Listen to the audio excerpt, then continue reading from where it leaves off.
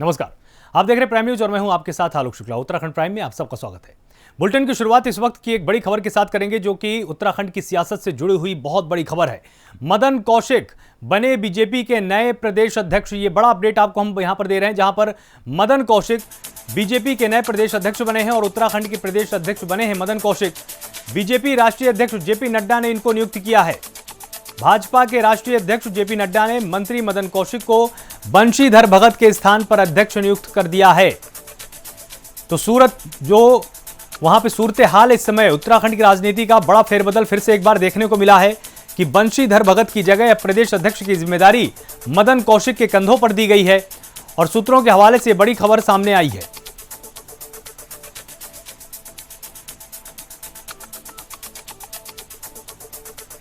तो उत्तराखंड की सियासत से जुड़ी हुई ये बहुत बड़ी खबर हम आपको बता रहे हैं, जहां पर मदन कौशिक को बीजेपी का प्रदेश अध्यक्ष बनाया गया है उत्तराखंड में। और पहले ये जिम्मेदारी बंशीधर भगत के कंधों पर थी, लेकिन अब ये जिम्मेदारी मदन कौशिक संभालेंगे।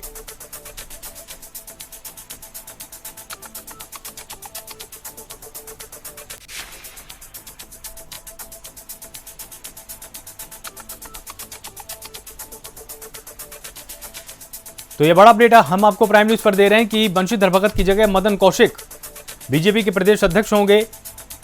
नई रणनीति बनाई जाएगी और जिस तरह से पहले मुख्यमंत्री का चेहरा बदला गया था उसी तरह से प्रदेश अध्यक्ष का चेहरा भी बदल दिया गया है।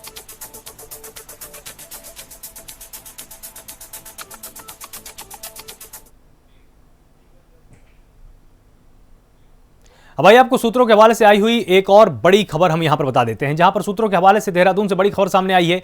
आज तीर्थ कैबिनेट का विस्तार हो सकता है। आज शाम 5 बजे नए मंत्री शपथ ले सकते हैं। बंशीधर भगत, बिशन सिंह चुफाल, अरविंद पांडे शपथ ले सकते हैं। यह सूत्रों के हवाले से बड़ी खबर सामने आई है। धन सिंह रावत, चंद्रा पंत, हरक सिंह रावत, सतपाल महाराज भी शपथ लेने वाले हैं। यह भी सूत्रों के हवाले से बड़ी खबर सामने आ रही है। सतपाल महाराज, सुबोध उनियाल, यशपाल आर्या और रेखा आर्या शपथ लेंगे। और तीर्थ रावत की संभावित कैबिनेट एक नाम पर चर्चा बाकी है।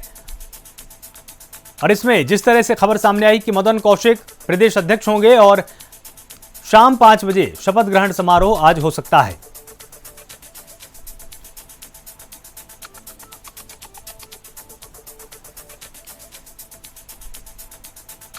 संभावित मंत्रियों के नाम सुबोध उनियाल को नई जिम्मेदारी दी जा सकती है।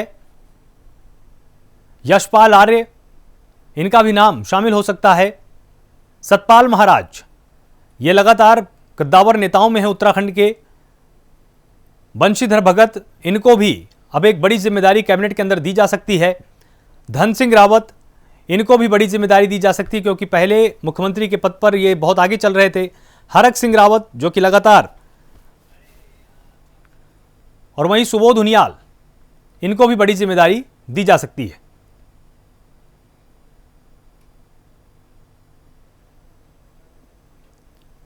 तो ये तमाम नाम हम आपको बता रहे हैं कि संभावित मंत्रियों के नाम क्या क्या हो सकते हैं। बंशीधर भगत, सतपाल महाराज, सुबोध उनियाल और इसके अलावा धन सिंह रावत, इन सभी के नामों पर चर्चा हो रही है। ये आज शाम शपथ ले सकते हैं। साथ ही हरक सिंह रावत को भी संतुष्ट करने की कोशिश की जाएगी क्योंकि लगातार इन्होंने भी अपने बागी तेवर अपना रखे हैं।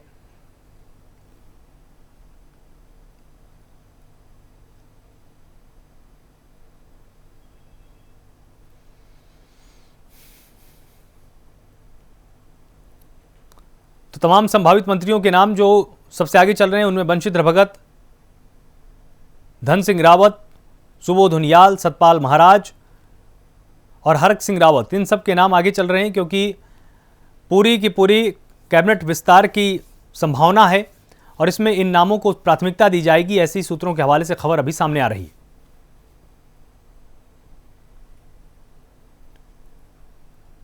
तो ये बड़ा अपडेट सबसे पहले आपको प्राइम न्यूज दे रहा है कि जो भी संभावित मंत्री होंगे वो कौन कौन से बड़े चेहरे हो सकते हैं। उनमें बंशीधर भगत हो सकते हैं, उनमें धन सिंह रावत हो सकते हैं जो कि पहले मुख्यमंत्री की रेस में बहुत आगे माने जा रहे थे। साथ ही हरक सिंह रावत जो कि अपने बागी तेवरों के लिए जाने जाते हैं, लगातार सरकार की निंदा करते रहे, लगातार ये टकराव का कारण बने रहे, लेकिन अब उनको भी संतुष्ट करने की पूरी कोशिश की जाएगी। सुबोध उनियाल का नाम हो सकता है क्योंकि कद्दावर नेता है पहाड़ प्रदेश के। यशपाल आर्य हो सकते हैं, काफी अच्छा जनाधार इनका। और सतपाल महाराज जो कि सबसे ज्यादा जरूरी है इस समय साधने, क्योंकि कहीं ना कहीं तीरथ सिंह रावत को जिस दिन मुख्यमंत्री बनाया गया ये थोड़े से नाराज दिखाई दिए थे। इस पूरी खबर पर और अधिक जानकारी के लिए हमारे साथ संवाददाता जितेंद्र पेटवाल जुड़े हुए हैं। तो जितेंद्र, कैबिनेट का विस्तार हो सकता है, कौन कौन से अहम नाम सबसे ऊपर हो सकते हैं?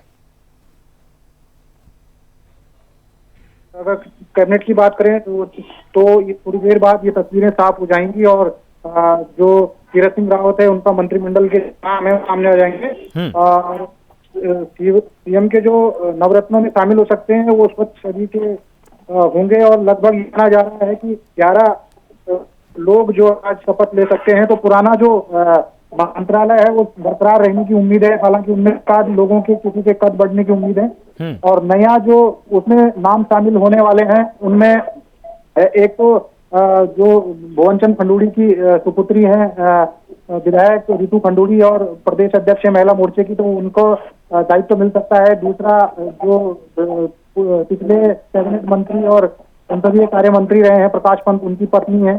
तो दो तो महिला मंत्री इस बार कैबिनेट में शामिल हो सकती हैं। उसके अलावा मुन्ना सिंह चौहान है, उनको भी जिम्मेदारी दी जा सकती है। और एक बड़ा फेरबदल ये होने की आशंका भी है कि जो वर्तमान में विधानसभा अध्यक्ष हैं उनके भी प्रयास लगाए जा रहे हैं कि विधानसभा अध्यक्ष जी को कैबिनेट में शामिल किया जाए और उनकी जगह मुन्ना सिंह चौहान जी को बिठाया जाए। तो ये सब 5 बजे तस्वीरें साफ हो जाएंगी कि मंत्रिमंडल का नया स्वरूप क्या होता है। जी, हरक सिंह रावत को भी साधना बहुत जरूरी है क्योंकि लगातार पिछले 1-2 सालों में इनके बागी तेवर देखने को मिले थे, तो इनको भी यहाँ पर साधा जा सकता है क्या? जी, अभी फिलहाल तो ऐसी कोई पुख्ता खबर नहीं है, लेकिन हालांकि जो तेवर हैं वो चाहे हरक सिंह रावत हों चाहे सतपाल महाराज हों समय समय पे अपना तेवर दिखाते रहे हैं। लेकिन अभी सूत्रों के हवाले से जो खबर मिल रही है तो पुराने जो मंत्रिमंडल का स्वरूप था वो बरकरार है, उसमें कुछ नए लोगों को जोड़े जाने की उम्मीद है।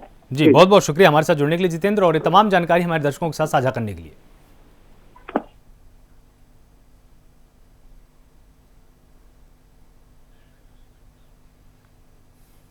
तो वहीं चमोली आपदा में तबाह हुए भंग्यूल गांव के पुल को लेकर गांव वालों में नाराजगी है।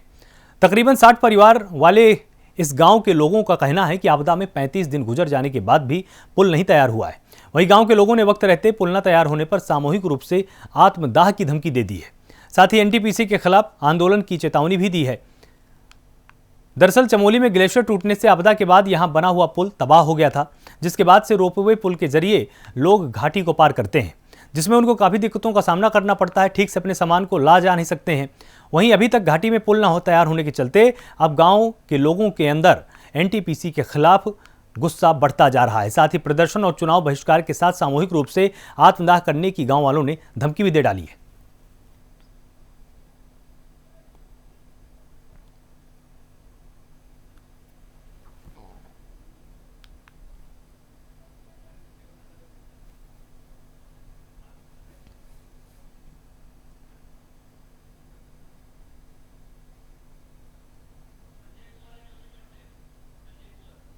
और इस पूरी खबर पर और अधिक जानकारी के लिए हमारे साथ संजय कुमार जोशीमठ से जुड़े हुए हैं। तो जो लगातार 35 दिन से अधिक का समय हो चुका है, गांव वालों की क्या मांग है यहाँ पर? लगातार जो आपदा का जो सबसे ज्यादा असर ये इसी गांव भंग्यूल गांव पे पड़ा है, क्योंकि धौली गंगा के बैराज साइड के ठीक सामने गांव पड़ता है और उसके 60 से 70 परिवार जो है प्रभावित में आते हैं। इनकी मुख्य मांग है कि इनका जो वैकल्पिक पुल निर्माण है, एक सूत्री मांग है, इसको लेकर के ये आक्रोशित है और एनटीपीसी और प्रशासन के खिलाफ जम करके इन्होंने नारेबाजी की और कहा है कि अगर समय रहते इनके वैकल्पिक पुल की मांग को पूरी नहीं की गई तो पहले तो ये सामूहिक आत्मदाह की धमकी दे रहे हैं और दूसरा ये कह रहे हैं कि यहाँ से पूरा जो बैलेट बॉक्स होगा विधानसभा चुनाव का वापस जाएगा। जी बहुत बहुत शुक्रिया हमारे साथ जुड़ने के लिए और ये जानकारी हमारे दर्शकों को यहाँ पर देने के लिए। तो गांव वालों ने बिल्कुल साफ कर दिया है कि अगर ये पुल बनकर जल्द से जल्द तैयार नहीं होता है तो हम चुनावों का बहिष्कार तो करेंगे ही, और अगर उसके बावजूद भी सरकार हमारी नहीं सुनती है तो हम सामूहिक रूप से आत्मदाह कर लेंगे।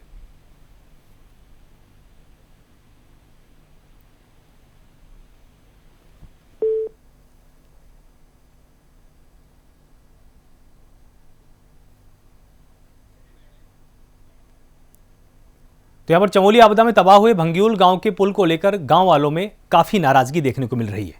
तकरीबन 60 परिवार वाले इस गांव के लोगों का कहना है कि आपदा में 35 दिन से ज्यादा का समय गुजर चुका है।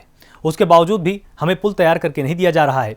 वहीं गांव के लोगों ने वक्त रहते पुल न तैयार होने पर सामूहिक रूप से आत्मदाह की धमकी दे डाली है। उत्तराखंड में हुए नेतृत्व परिवर्तन पर कांग्रेस अब हमलावर हो चली है।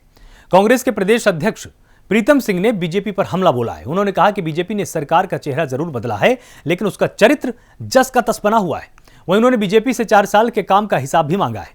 साथ ही दावा किया कि बीजेपी इन 4 सालों में पूरी तरह नाकाम रही है। वहीं इस बीच उन्होंने दावा किया कि चुनाव साल में सीएम बदलने का मतलब है कि सरकार नाकाम है।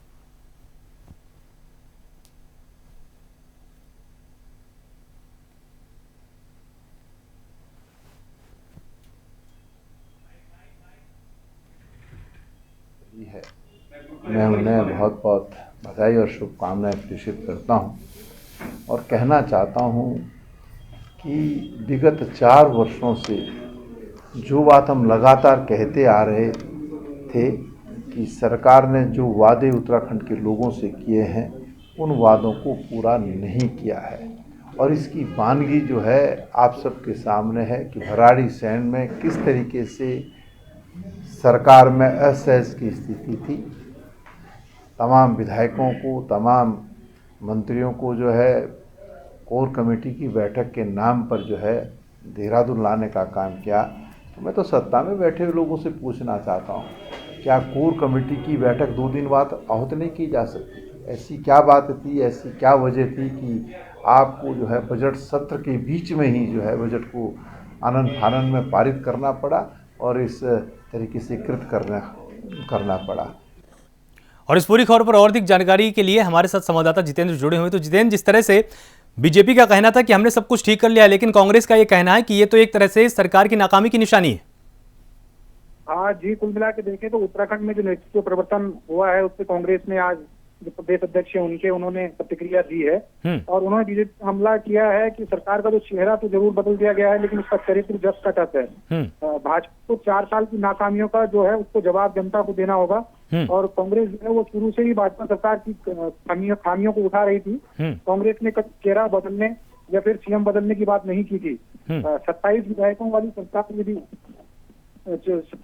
वाली सरकार यदि चुनावी साल में सीएम बदलने का काम कर रही है तो इससे सरकार को की विफलता का अंदाजा आसानी से लगाया जा सकता है। इतना ही नहीं, प्रीतम सिंह ने तो यह भी कह दिया कि चेहरा बदलकर अपनी सरकार जो नाकामी छुपाने की कोशिश कर रही है, लेकिन अब इसका कोई फायदा नहीं है। 2022 का इंतजार उनका कर रही है और 2022 में जो है जनता उनको जवाब देगी और कांग्रेस की सरकार एक बार फिर आएगी। जी, बहुत बहुत शुक्रिया हमारे साथ जुड़ने के लिए।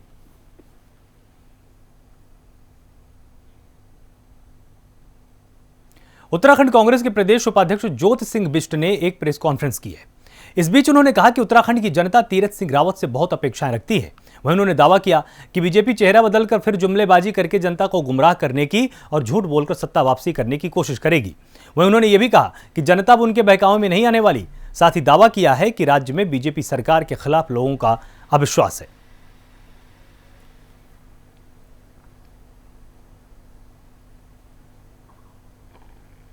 देखिए, 4 साल बाद त्रिवेंद्र सिंह रावत को हटा करके तीरथ सिंह रावत जी को जो जिम्मेदारी दी गई, तो मैं नए मुख्यमंत्री के रूप में उनको बहुत बहुत बधाई देना चाहता हूं। लेकिन इस सरकार से राज्य की जनता को जो अपेक्षाएं थी, सरकार कहीं दूर दूर तक उन अपेक्षाओं पर खरी नहीं उतरी है और राज्य की जनता मुंह ताकती रह गई। अब 4 साल जो काम करने के थे निपट गए और इस समय जो चुनौतियों का अंबार लगा हुआ राज्य की अर्थव्यवस्था, उसको ठीक करने की जरूरत है। जो राज्य कर्ज के बोझ तले दब गया है तो उसको ठीक करने की जरूरत है। और जो राज्य में सूखा पड़ा है, किसान उसकी मार झेल रहा है, उसको ठीक करने के साथ जो गन्ना किसान है उनके बकाये भुगताने का सवाल है। और उसके साथ जो राज्य की कानून व्यवस्था है वो पटरी पर नहीं है, महिलाएं अपने को सुरक्षित महसूस नहीं कर रही हैं। तो इन सारे सवालों के जवाब नए मुख्यमंत्री क्या इन 10 महीनों में दे पाएंगे? और इस पूरी खबर पर हमारे साथ सुनील लगातार जुड़े हुए हैं। तो सुनील, जिस तरह से यहां पर ज्योति सिंह बिष्ट ने एक आरोप लगाया कि इन्होंने चेहरा जरूर बदल दिया है, लेकिन जो संगठन के स्तर पर कमियां हैं वो अभी भी बीजेपी में विद्यमान है और साथ ही जनता भी विश्वास नहीं करेगी। जी देखिए, जिस तरीके से यहाँ पर कांग्रेस के प्रदेश उपाध्यक्ष ने आरोप लगाया है कि चेहरा जरूर बदल दिया है, परंतु उससे प्रदेश का विकास होने वाला नहीं है। उन्होंने कहा कि बीजेपी अपनी खामियों को छुपाने के लिए यहाँ पर चेहरे की राजनीति खेल रही है और जिस तरीके से पहले यहाँ पर मुख्यमंत्री को बदला गया और आज यहाँ पर प्रदेश अध्यक्ष को भी बदल दिया गया है। तो ऐसे में साफ है कि बीजेपी अपने डैमेज कंट्रोल की यहाँ पर अब कवायद कर दी है। जिस तरीके से 4 साल में डैमेज हुआ है, लोग बीजेपी के जो कार्य प्रणाली है उससे नाखुश है, उसी को लेकर यहाँ पर शीर्ष नेतृत्व ने इसमें बदलाव की राजनीति शुरू कर दी है। उन्होंने कहा कि इससे कुछ होने वाला नहीं है, चाहे टीएसआर पहले वाले गए और नए टीएसआर आ गए, पर जो नए टीएसआर है उनपे समय बहुत कम है। 9 महीने में वो किस तरीके से प्रदेश का विकास कर पाएंगे और जो खामियां यहाँ पर है उसको किस तरीके से दूर कर पाएंगे, ये अपने आप में बड़ा सवाल होगा। जी बहुत बहुत शुक्रिया हमारे साथ जुड़ने के लिए और ये जानकारी देने के लिए। उत्तराखंड की राज्यपाल बेबी रानी मौर्य ने राजभवन में 13 और 14 मार्च को होने वाली पुष्प प्रदर्शनी बसंतोत्सव की जानकारी मीडिया को दी है। इस बीच राज्यपाल ने कहा कि इन 2 दिनों में फूल उत्पादकों के लिए कई प्रतियोगिताओं का आयोजन किया जाएगा। साथ ही बसंत के मौके पर वृंदावन की फूलों की होली का आयोजन किया जाएगा। इसके साथ ही अगस्त-सितंबर 2021 में सेब और लीची महोत्सव का आयोजन किया जाएगा, जिससे इलाके के उत्पादकों को प्रोत्साहन मिलेगा। वहीं राज्यपाल ने बताया कि उन्होंने बसंत उत्सव के लिए प्रचार प्रसार के लिए पुष्प रथ को भी रवाना किया है।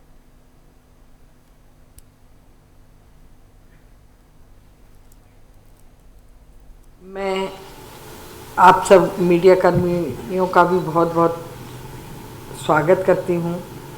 हम 13 और 14 मार्च को राजभवन में फ्लावर शो बसंत उत्सव का आयोजन करने जा रहे हैं।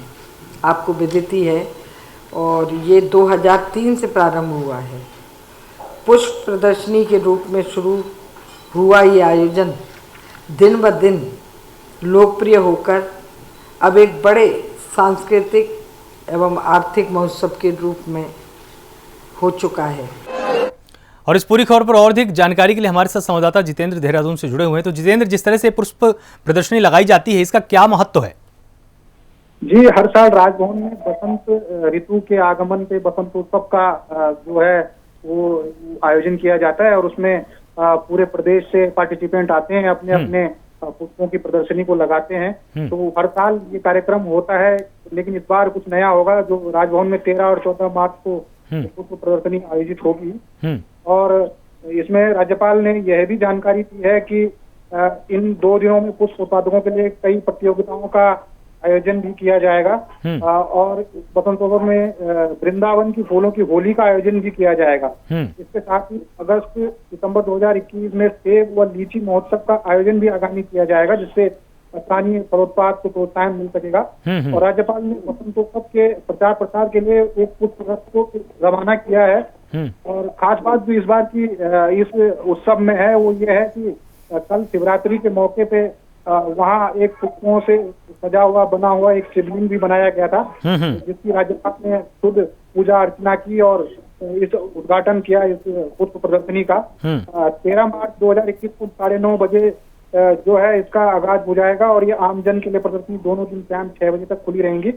14 मार्च को शाम 4 बजे जो है पुरस्कार वितरण एवं समापन समारोह का आयोजन भी इसमें किया जाएगा। जी बहुत बहुत शुक्रिया हमारे साथ जुड़ने के लिए जितेंद्र और ये जानकारी विस्तार से हमें देने के लिए। तो जैसा कि हमारे संवाददाता ने बताया कि जो स्थानीय फसलें हैं उसको भी इसके जरिए प्रोत्साहित किया जाता है। जो पुष्प की खेती करते हैं, साथ ही जो बागवानी का काम करते हैं, उनको भी यहाँ पर प्रोत्साहित किया जाता है और उनके लिए तमाम प्रतियोगिताओं का भी आयोजन किया जाएगा।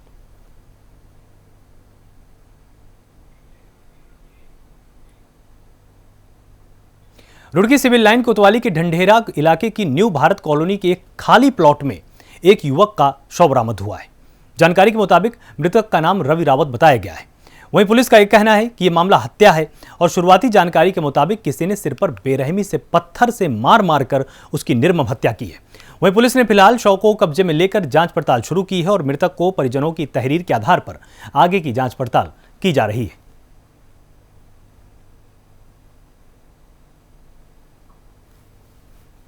पुलिस को सूचना प्राप्त हुई है कि ये एक जो है व्यक्ति की डेड बॉडी पड़ी है यहाँ पे भारत कॉलोनी में। तो यहाँ पे जो है मौके पे पुलिस आई है। बाद में पता चला ये जो है रवि रावत है और पूर्व में भी जो है ये क्या मर्डर में भी जेल जा चुका है। तो इस संबंध में जो है उनके घर वालों ने तहरीर दी है और उसमें कार्रवाई की जा रही है कि जो भी चीज़ें हैं इसकी हत्या हुई है। अब जिन्होंने भी हत्या की होगी वो वर्कआउट किया जाएगा। आज भी लोग मानवता का परिचय देने में पीछे नहीं है। जरूरतमंद की मदद के लिए कई हाथ उस समय उठ गए जब एक अनाथ गरीब लड़की की शादी का बीड़ा डोईवाला के वृद्धाश्रम ने उठाया है।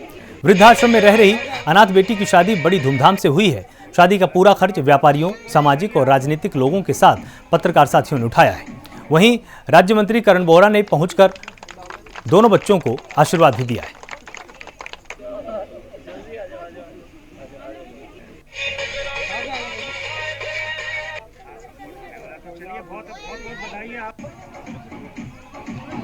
देखिए, सबसे पहले तो मनीष जी को मैं बहुत बहुत धन्यवाद करूंगा इनका कि आपने एक रोटी कपड़ा बैंक के माध्यम से जो पहचान बनाई है और ज़रूरतमंद को आप भोजन उपलब्ध कराते हैं, उन्हें कपड़े उपलब्ध कराते हैं और आज उससे भी और आगे बढ़ करके एक गरीब कन्या का विवाह आपके द्वारा कराया जा रहा है। ये सारी व्यवस्थाएं कराई जा रही हैं, इसके लिए आप धन्यवाद के पात्र हैं और मैं समझता हूँ कि समाज के सब लोगों को इसमें बढ़ चढ़ करके भाग लेना चाहिए और पूरा सहयोग करना चाहिए।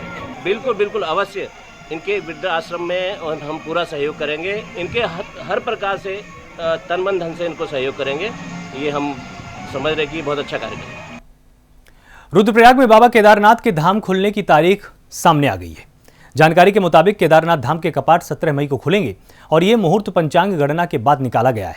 यह मुहूर्त ओंकारेश्वर मंदिर ऊखीमठ में केदारनाथ के रावल भीमाशंकर लिंग वेद पाठी तीर्थ पुरोहितों और स्थानीय लोगों की मौजूदगी में निकाला गया है, जिसके बाद जानकारी मिली है कि 12 मई को भैरवनाथ पूजा के साथ ही केदारनाथ के कपाट खुलने की प्रक्रिया शुरू हो जाएगी और बाबा केदारनाथ की चल विक्रम पंचमुखी उत्सव डोली 14 मई को अपना पहला रात्रि प्रवास करेगी।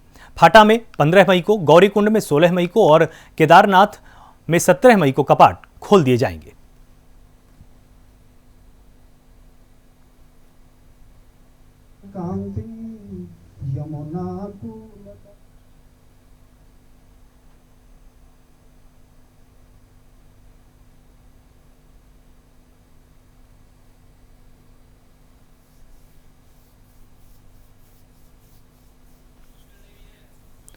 और इस पूरी खबर पर और अधिक जानकारी के लिए हमारे साथ संवाददाता पुष्कर नेगी जुड़े हुए हैं। तो पुष्कर, जिस तरह से अब समय आ चुका है कि कपाट खुलेंगे, क्या इसकी प्रक्रिया है? अगर आप हमारे दर्शकों को एक बार समझा पाएं तो उनको भी आसानी रहेगी। बिल्कुल बिल्कुल। देखिए आलोक, मैं आपको बता दूं कि जिस तरह से चारधाम यात्रा का आगाज जो है वैसे बसंत पंचमी शुरू होती है तो उस दिन से हो जाता है, क्योंकि उस दिन जो है भगवान बद्री विशाल के कपाट खुलने की जो घोषणा होती है वो तेरी महाराजा यहाँ पे करते हैं और उसके बाद जो है जब भगवान शिव की जो आराधना होती है, शिव रात्रि जब होती है तो उसके बाद जो है केदारनाथ भगवान हो गया, चाहे आपका गंगोत्री हो गया, यमुनोत्री हो गया। चारधाम जो यात्रा है इसका जो अब 2021 का जो अब चारधाम यात्रा चलेगी, इसकी जो तिथियां जो है घोषित कर दी गई है। केदारनाथ की अगर मैं बात करूँ तो केदारनाथ धाम की जो कल यहाँ पे जो शिवरात्रि का त्योहार मनाया गया है, जो ऊखीमठ का जो ओंकारेश्वर मंदिर है, यहाँ पे जो विधि विधान के साथ पूजा पाठ के साथ और जो पंचांग यहाँ पे देखा जाता है, सबसे बड़ी बात आलोक मैं आपको बताऊं कि जो पंचांग यहाँ पे देखा जाता है तो तमाम सारे जो स्टेप टू स्टेप, चाहे आपका ऊखीमठ हो, चाहे आपका फाटा हो, चाहे आपका उसके बाद केदारनाथ हो, तो तमाम सारे जो कल बिगड़ जो दूरी होती है तो तमाम टुकड़ों में जो है केदारनाथ पहुंची है। तो 17 तारीख की सुबह जो 5 बजे यहाँ पे जो केदारनाथ की कपाट जो है 17 मई को खुलेंगे। तो अब जाके जो है 2021 की जो चारधाम यात्रा है वो 17 मई से यहाँ पे शुरू हो जाएगी, क्योंकि बद्री हो गया, केदार हो गया, गंगोत्री हो गया, यमुनोत्री हो गया। क्योंकि आपने देखा हो कि पिछले साल जो 2020 का जो साल जो कोरोना काल में जिस तरह से जो चारधाम यात्रा नहीं चल पाई थी, लेकिन इस साल जो है हो सकता है कि जो भरपूर जो पर्यटन से जो राजस्व होता है उत्तराखंड को, क्योंकि पर्यटन नगरी के नाम से उत्तराखंड राज्य को जाना जाता है, तो वो जाके जो है 2021 की जो चारधाम यात्रा जो चलेगी वो 17 मई से जो है भगवान केदार के पट खुलेंगे, 18 को जो है आपका बद्री के खुलेंगे और 14 मई और 15 मई को जो है गंगोत्री और यमुनोत्री के कपाट जो है दर्शन के लिए खोल दिए जाएंगे। तो आने वाले समय में अगर मैं केदारनाथ की बात करूं तो केदारनाथ में जिस तरह से लगातार, क्योंकि पिछले दिनों भी यहाँ पे भारी बर्फबारी हुई थी, तो इसको भी जो है प्रधानमंत्री का ड्रीम प्रोजेक्ट भी था, क्योंकि इसको जो है मॉनिटरिंग जिस तरह से 2013 की जो आपदा आई थी तो इसको लेकर जो ड्रीम प्रोजेक्ट का कार्य जो समझित चल रहा है यहाँ पर, इसकी मॉनिटरिंग प्रधानमंत्री नरेंद्र मोदी भी कर रहे हैं और जो उत्तराखंड सरकार है वो भी कर रही है। लेकिन लगातार अब जो चारधाम यात्रा चलेगी, जो मई से जो स्टार्ट होनी है चारधाम यात्रा, इसको लेकर जो है चाहे वो आपका गंगोत्री यमुनोत्री का प्रशासन हो या रुद्रप्रयाग का प्रशासन हो या आपका जो है देवस्थानम बोर्ड हो या आपका बद्रीनाथ का प्रशासन हो, तो तमाम सारे जो जिला प्रशासन हो, तमाम सारी योजनाएं या तमाम सारे कार्य यहाँ पे पूरे कर लिए गए हैं। लेकिन सबसे बड़ी बात आलोक ये है कि कनेक्टिविटी को लेकर, रास्तों को लेकर और आपका जो है यहाँ पे जैसे यातायात व्यवस्था है, घोड़े खच्चर जो है क्योंकि केदारनाथ में जो है पैदल जाना पड़ता, तो पैदल मार्गों को अभी से यहाँ पे दुरुस्त करने की जो कार्रवाई जो है जिलाधिकारी विद्युत त्याग के द्वारा यहाँ पे की जा रही है। तो तमाम सारे जो मॉनिटरिंग जो है जो चारधाम यात्रा जो है 2021 से चली, इस पर जो है सरकार भी नजर बनाई हुई है और पर्यटन विभाग भी इस पर नजर बनाए हुए है। हेलो, जिलाधिकारी की जिस तरह से आपने बात की, जब भी यहाँ पर धामों में कपाट बंद किए जाते हैं तो उस समय जिलाधिकारी की मौजूदगी बहुत ही अनिवार्य मानी जाती है। अब जब कपाट खुलेंगे क्या तब भी जिलाधिकारी यहाँ पर मौजूद रहते हैं? बिल्कुल बिल्कुल बिल्कुल, आपने सही प्रश्न और सॉरी प्रश्न किया कि आलोक, मैं आपको बता दूं कि जिलाधिकारी जो है, चाहे वो आपका बद्रीनाथ के कपाट बंद हो या केदारनाथ के कपाट बंद हो या गंगोत्री जो भी चारधाम यात्रा जो कपाट बंद होती है, तो यहाँ पे जो है इनको जो है मैं यहाँ का अध्यक्ष इनको बनाया जाता है। तो ये कपाट बंद चाहे वो खुलने में हो चाहे बंद करने में हो, तो दोनों समय में जो है जिला अधिकारी जो है, चाहे वो बद्री के हो, चाहे केदार के हो, चाहे जनपद चमोली का हो, चाहे आपका रुद्रप्रयाग का हो, चाहे आपका उत्तरकाशी का हो, तो तमाम सारे जिला अधिकारी यहाँ पे मौजूद थे, क्योंकि मॉनिटरिंग इनको करनी पड़ती है। जो प्रशासन की व्यवस्थाएं होती है उनको यहाँ पे मॉनिटरिंग करनी, क्योंकि आपने देखा कि पानी की व्यवस्था करना, बिजली की व्यवस्था करना, रहने की व्यवस्था करना, तमाम सारे जो जायजा जो उसके बाद भी जो जिलाधिकारी लेते हैं, जब कपाट खुलते हैं, जब कपाट बंद होते हैं, तो इनकी भी मॉनिटरिंग जिलाधिकारी करते हैं। हेलो, बहुत बहुत शुक्रिया हमारे साथ जुड़ने के लिए और ये विस्तार से जानकारी हमारे दर्शकों को देने के लिए, क्योंकि अब इसके बाद दर्शक भी समझ गए होंगे कि कपाट खुलने की और बंद होने की प्रक्रिया यहाँ पर क्या होती है धामों में। तो फिलहाल उत्तराखंड प्राइम में सिर्फ इतना ही। आप लगातार जुड़े रहिए प्राइम न्यूज़ के साथ। नमस्कार।